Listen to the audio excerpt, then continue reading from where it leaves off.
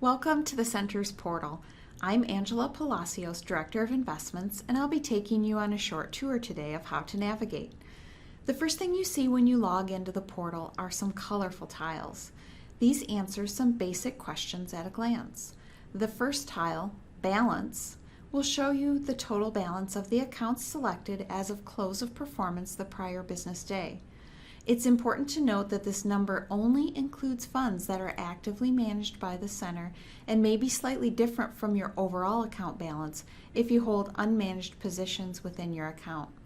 Performance and investment gain show you several different return perspectives.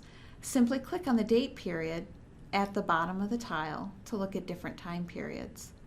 All returns are time weighted and net of fees deducted from the account. Investment gain is the same as performance except in dollars rather than growth percent. Net contribution and contribution or withdrawal rate show you how much has been added to or removed from the portfolio for the time period. It's very important to choose what you're looking at in the portal. This dictates the information that you see in the charts, graphs, and tiles. If you look at the Find Data For field right underneath the Center for Financial Planning logo, and you click on the drop-down menu, you're going to see what your choices are. Selecting a different account or a different group will change all of the information in the charts and the tiles. So if you're looking for information on accounts that manage toward a certain goal, like your retirement, that could be your main household, titled with your last name and your first name. You may also find groups in there for education goals for your 529 plans. But you can also just individually select on an account.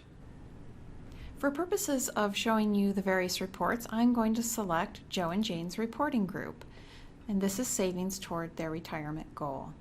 If you look below the tiles, you're going to see a number of reports available to you. The first report, asset allocation, is simply a pie chart of their current allocation versus our recommended allocation. The next chart is simply the same thing but in bar chart form. This also includes our recommended acceptable range that those asset classes can drift up or down. So if you look at the expansion of core fixed income, we recommend 20.5% in that asset class, and it can drift down to as far as 16.4% or as high as 24.6% before a rebalance would be triggered. The current holdings simply show you all of the mutual funds, exchange traded funds, stock positions, CD positions, individual bond positions that you may own. So it can be a variety of different positions depending on what it is you actually own. And it's going to show you those positions broken down by how we think of them, which are considered bond positions and which are considered stock positions. And then we further break each one down into various asset categories like US large cap, international large cap, and then finally down below are cash and any assets that we may manage for you outside of this asset allocation.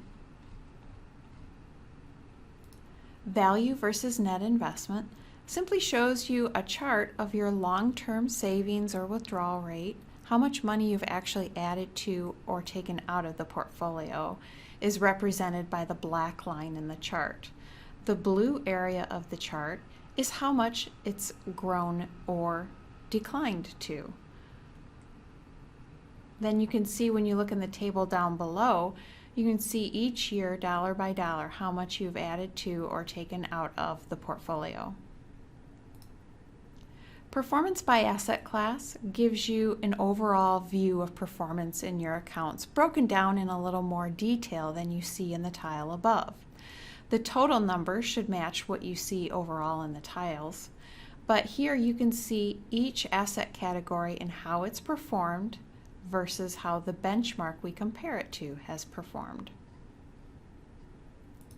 And finally, there's a realized gain and loss report, and this is meant to give you kind of a snapshot of how much in capital gains or losses have been harvested in your taxable account so far that year. It's not an exact tax report that you can use, but it's just meant to give you an idea of roughly where you are for the year. Next, I'd like you to take a look at the top line of your screen at the menus. When you look at the menus along the top, you come to Reports first. This is simply a menu of the same reports we have seen down below the tiles, as well as a couple of additional reports. You can navigate to them by simply clicking. If you decide after reviewing this screen that you'd like to navigate back to your original home screen, simply click on the logo. You will also see My Team along the top. By clicking on this, you can find the details of your team members as well as contact information. Now let's take a look at your document vault. This is a secure way to transfer documents back and forth to us. In order to view a document, you need to either click on the drop-down icon next to the document or click on the empty box next to the document. Select the Actions drop-down menu and click on Download. In order to post a document to us, you simply come to the vault, click on the Actions drop-down menu, and select Post Document. Once you've done that, then you simply navigate to wherever you saved it on your computer and choose that document. After some time, you may have stored several documents in here. You can have folders along the side to organize. That would be created by your center team member. You only need to ask. We will automatically receive notifications for any documents you have posted in the vault. Next to your name in the upper right-hand corner of your screen is an announcement screen. If there is a red exclamation point here, there is a notice that we have posted a document to you or are trying to notify you of something else. You will also see a menu if you click on your name in the upper right-hand corner. Here under My Profile, you can edit your challenge questions. Lastly, when you're all done working in the system, it's recommended that you sign out. Thank you. This concludes the portal navigation. If you have any questions in the future, please don't hesitate to reach out to us.